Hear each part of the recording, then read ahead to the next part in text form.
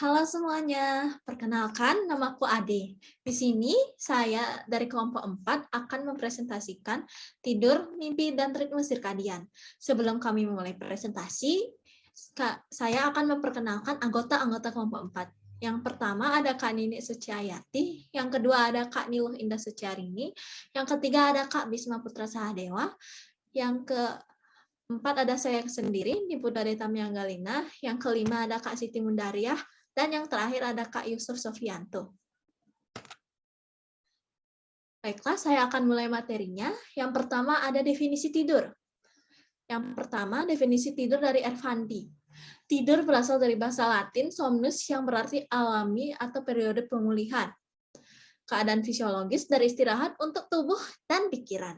Yang kedua, ada definisi tidur menurut Goiton dan Hall, yaitu tidur didefinisikan sebagai suatu keadaan bawah sadar, di mana seseorang masih dapat dibangunkan dengan memberikan rangsang sensorik atau dengan rangsang lainnya. Yang ketiga, menurut Potter dan Perry, yaitu tidur merupakan proses fisiologis yang bersiklus bergantian dengan periode yang lama dari keterjagaan. Baiklah, selanjutnya adalah tidur. Tidur adalah suatu proses yang amat diperlukan oleh manusia untuk terjadinya pembentukan sel-sel tubuh yang baru, perbaikan sel-sel tubuh yang rusak, atau bisa disebut natural healing mechanism, memberi waktu organ tubuh untuk beristirahat, maupun untuk menjaga keseimbangan metabolisme dan biokimiawi tubuh. Baiklah, presentasi selanjutnya akan dilanjutkan oleh Pak Yusuf. Silakan. Baik, terima kasih Ade. Presentasi akan saya lanjutkan dengan submateri 2 macam tidur. Yang pertama yaitu fase rapid eye movement atau REM, disebut juga active sleep, yang ditandai adanya gerakan bola mata yang cepat, tonus otot yang sangat rendah. Apabila dibangunkan, hampir semua organ akan dapat menceritakan mimpinya. Denyut nadi bertambah dan pada laki-laki terjadi ereksi penis, tonus otot menunjukkan relaksasi yang dalam. Dan yang kedua, fase non-rapid eye movement atau NREM, disebut juga quiet sleep, yang ditandai dengan denyut jantung dan frekuensi pernapasan yang stabil dan lambat, serta tekanan darah yang rendah. Non-rapid eye movement merupakan keadaan aktif yang terjadi mulai osilasi antara talamus dan korteks. 3 sistem utama osilasi adalah kumparan tidur, delta osilasi, dan osilasi kortikal lambat. Fase awal tidur didahului oleh fase NREM yang terdiri dari 4 stadium, lalu diikuti oleh fase REM. Keadaan tidur normal antara fase NREM dan REM terjadi secara bergantian antara 4-7 kali siklus semalam. Bayi baru lahir total tidur 16-20 jam per hari.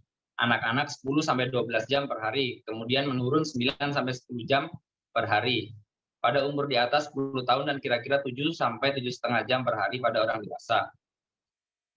Berikut ini tipe NREM yang dibagi dalam 4 stadium, yaitu stadium 1, yaitu fase ini merupakan antar fase terjaga dan fase awal tidur.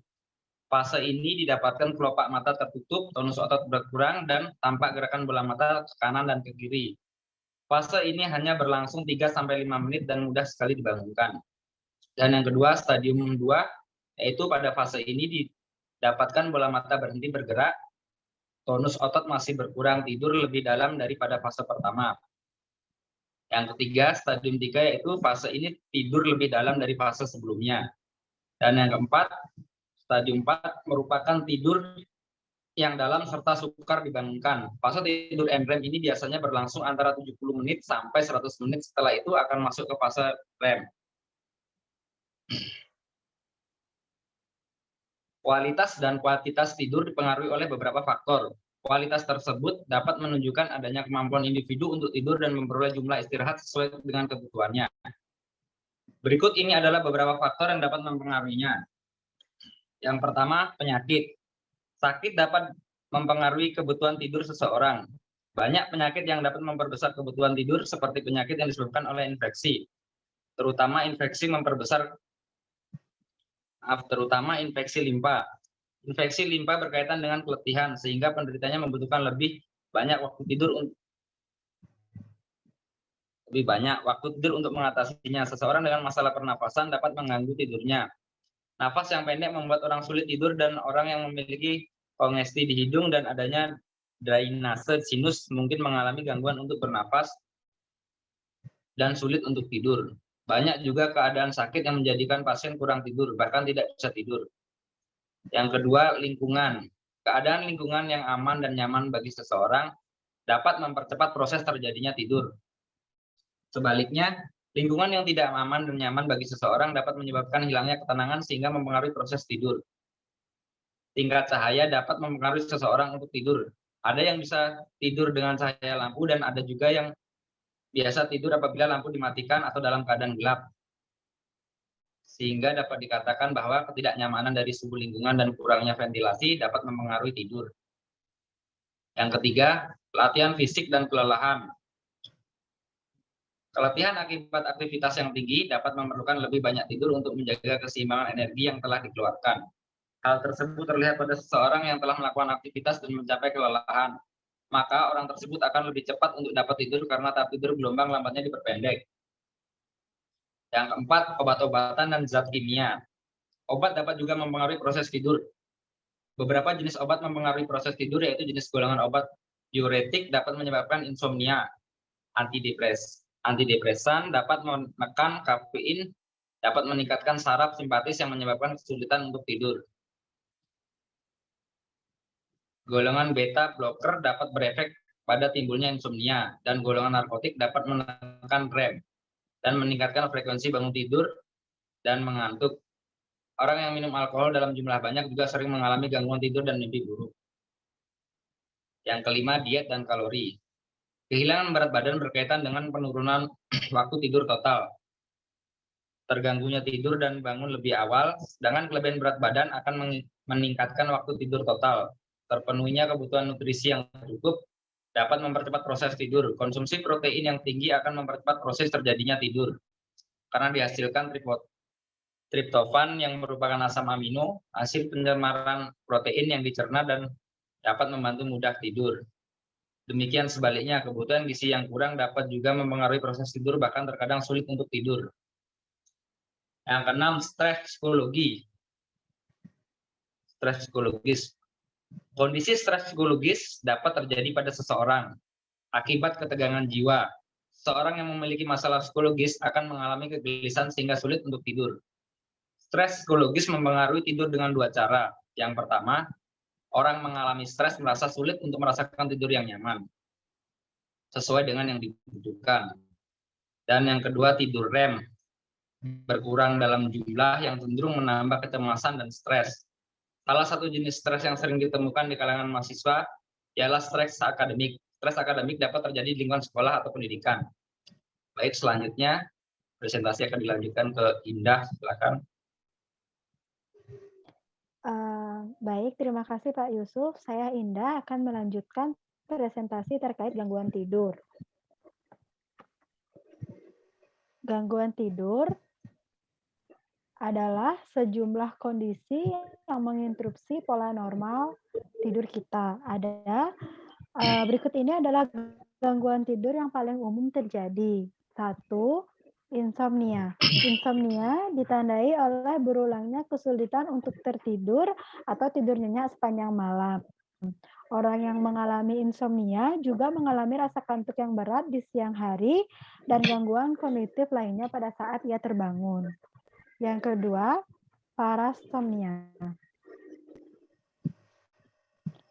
Parasomnia adalah istilah untuk sejumlah tingkah laku yang tak biasa yang terjadi saat seseorang akan tidur, sedang tidur, atau saat fase transisi antara tidur dan bangun. Kondisi ini bisa menyebabkan penderitanya mengalami kecemasan dan takut tidur. Tingkah laku yang terjadi antara lain berjalan sambil tidur, bicara sambil tidur, mimpi buruk, mengompol, menggertakkan gigi, paralisis, dan berhalusinasi.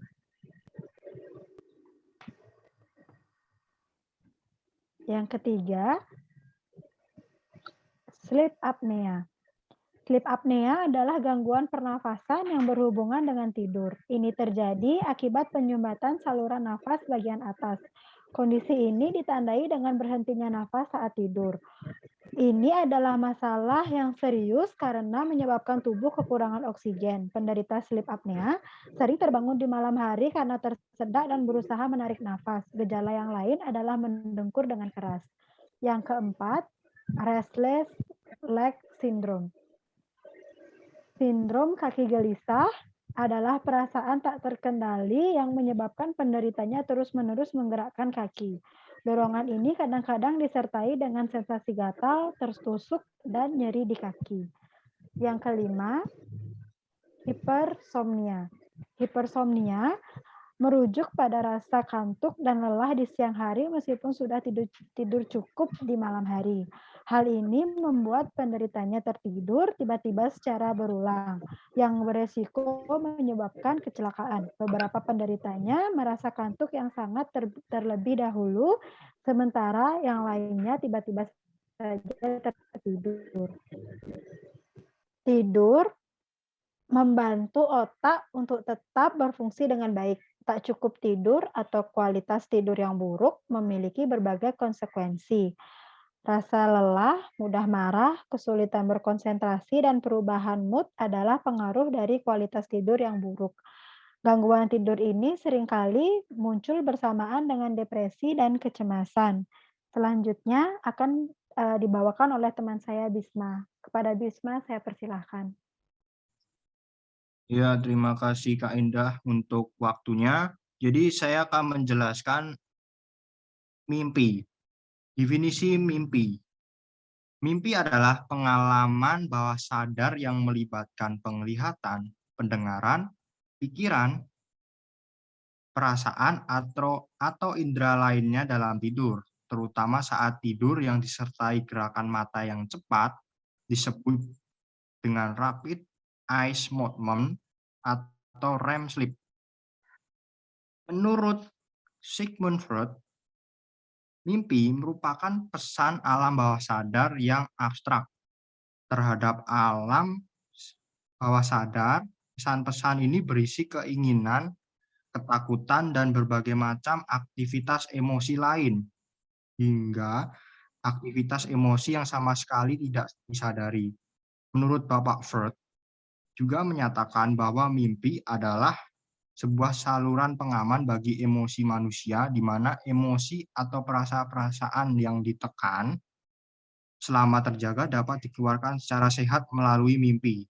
Mimpi yang oleh banyak peneliti disebut sebagai sleep meditation mempunyai hubungan erat dengan emosi. Dikatakan bahwa kualitas mimpi dipengaruhi oleh keadaan emosi sebelum tidur.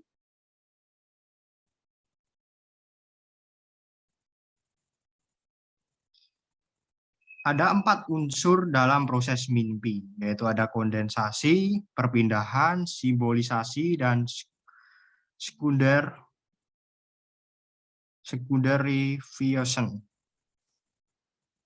Jadi, seseorang yang sedang cemas seringkali mengalami mimpi yang menyeramkan, yang mengganggu proses dalam tidur.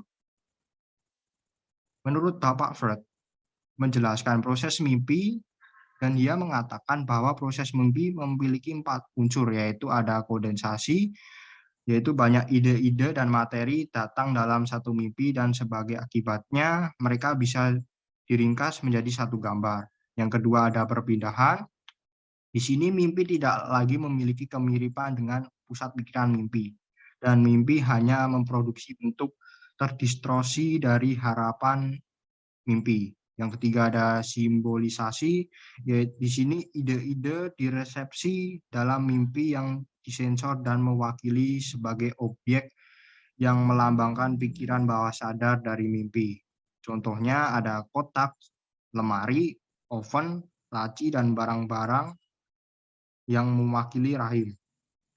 Yang terakhir ada secondary vision, yaitu adalah tahap terakhir dari proses bermimpi, dan semua yang peristiwa aneh dan peristiwa-peristiwa dalam mimpi akan tersusun kembali sehingga mereka tampak masuk akal, dan dengan demikian memberikan arti mimpi yang terbuka.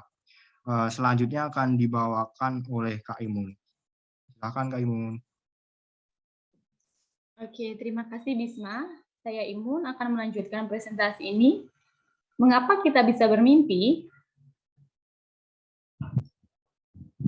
Mengapa kita sebagai manusia suka bermimpi dan mengapa pula kita sulit mengingatnya? Seperti salah satu teori terkenal yang diungkapkan oleh Sigmund Freud pada tahun 1899, di mana beliau menyatakan bahwa mimpi kita itu adalah harapan-harapan yang terpendam dari diri kita. Termasuk di dalamnya adalah mimpi-mimpi kita tentang pasangan, rumah impian kita, dan amarah terpendam kita kepada orang lain. Dan intinya mimpi menurut Freud adalah cerminan dari harapan-harapan kita yang belum terwujudkan. Pada tahun 1950-an, ketika teknologi canggih mulai berkembang, para peneliti menemukan mimpi ternyata adalah efek samping dari proses otak kita yang sedang merajut memori. Ketika kita tidur, ternyata otak sedang merajut kejadian-kejadian dalam hidup kita yang terjadi dalam sehari-hari. Menjadi sebuah memori baru di otak kita.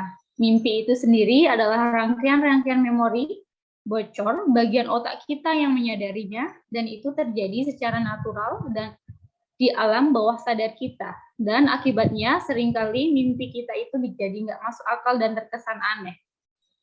Lalu kenapa mimpi kita itu sangat sulit untuk diingat?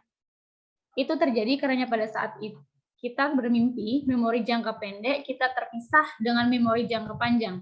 Dan yang menangkap mimpi kita tersebut hanyalah bagian memori pendek kita. Itu sebabnya mengapa kita hanya bisa mengingat sedikit mimpi kita saat bangun, tapi tidak bisa ingat semuanya. Kemudian pada tahun 1894, Louis Rampo juga mengatakan bahwa mimpi sangat susah diingat karena alurnya yang sering tidak berkaitan dalam satu masa tidur, seperti halnya sinetron Indonesia yang ceritanya ribet dan tidak beraturan yang membuat mimpi kita akhirnya makin susah diingat oleh memori jangka pendek itu. Dan ternyata mimpi karena nyatanya adalah hal yang sangat baik bagi kita. Seperti dapat meningkatkan daya ingat memori kita yang sangat berguna. Di saat kita lagi ujian, mimpi juga terbukti dapat meredam emosi kita, memperbaiki kesehatan mental kita, dan bahkan terbukti dapat mengurangi stres kita secara keseluruhan. Ritme sirkadian. Apakah ritme sirkadian adalah bagian ritme dalam musik? Mari kita simak pembahasannya.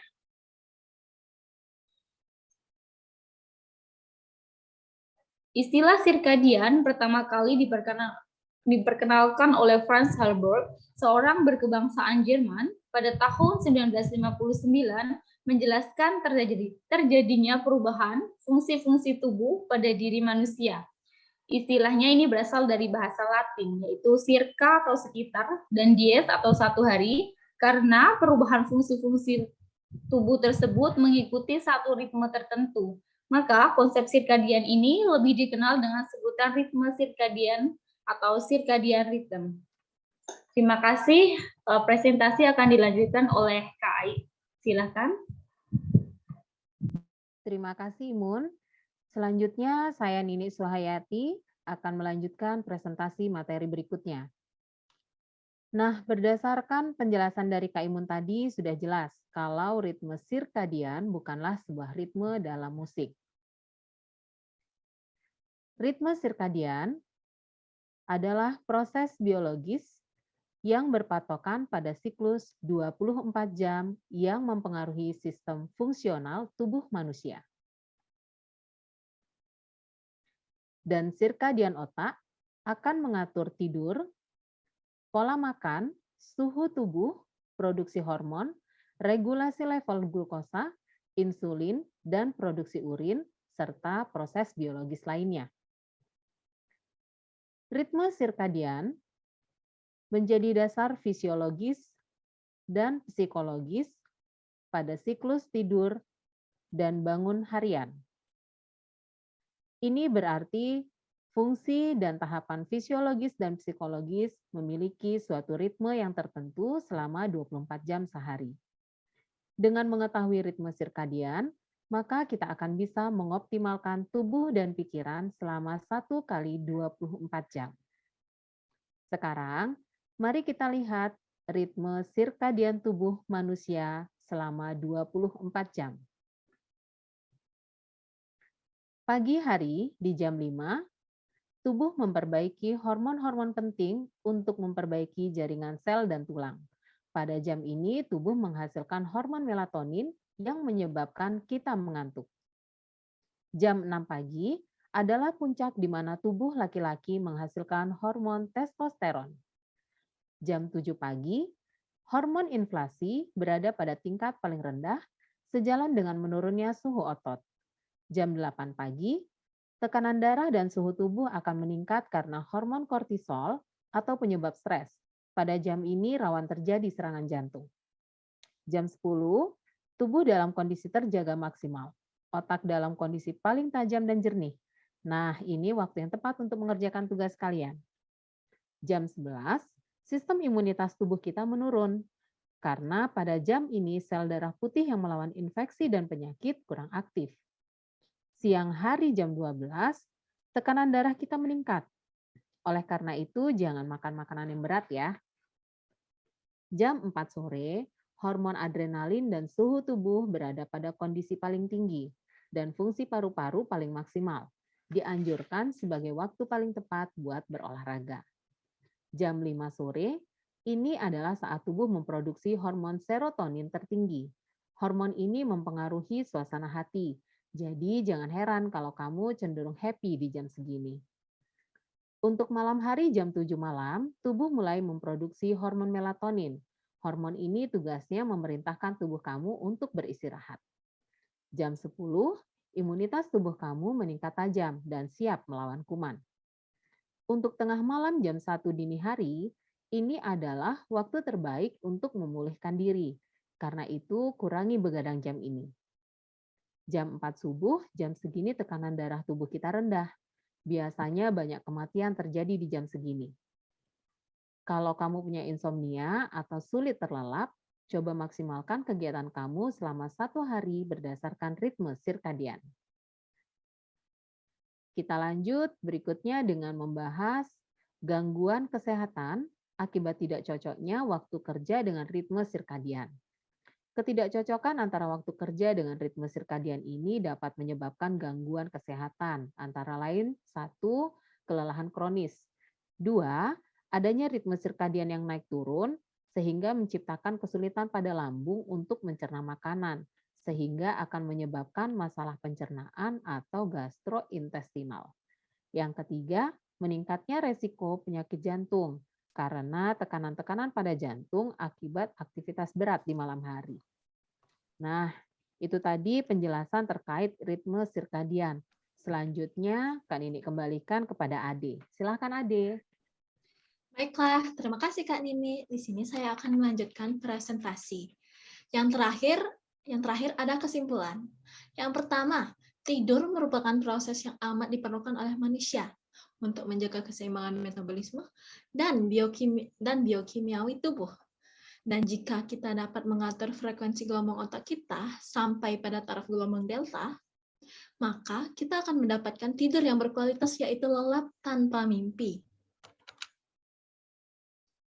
Yang kedua, mimpi adalah pengalaman bawah sadar yang melibatkan penglihatan, pendengaran, pikiran, perasaan, atau indera-indera lain dalam tidur. Setiap mimpi memiliki makna. Bila sebuah pesan dalam mimpi menimbulkan kecemasan, maka bagian rasional dari pikiran harus menyingkirkan ataupun mengubahnya. Jika tidak, maka mimpi dapat masuk ke dalam kesadaran dan membangunkan kita. Yang ketiga, ada ritme sirkadian. Adalah suatu proses biologis yang berpatokan pada siklus 24 jam yang mempengaruhi sistem fungsional tubuh manusia. Dengan mengetahui ritme sirkadian, kita bisa mengoptimalkan tubuh dan pikiran selama 1 kali 24 jam. Baiklah, demikian presentasi dari kami kelompok 4 tentang materi tidur ritme sirkadian. Jika kalian menyukai video ini, silakan tekan tombol like, subscribe, dan jangan lupa untuk komen juga ya. Terima kasih semuanya. Semoga hari kalian menyenangkan.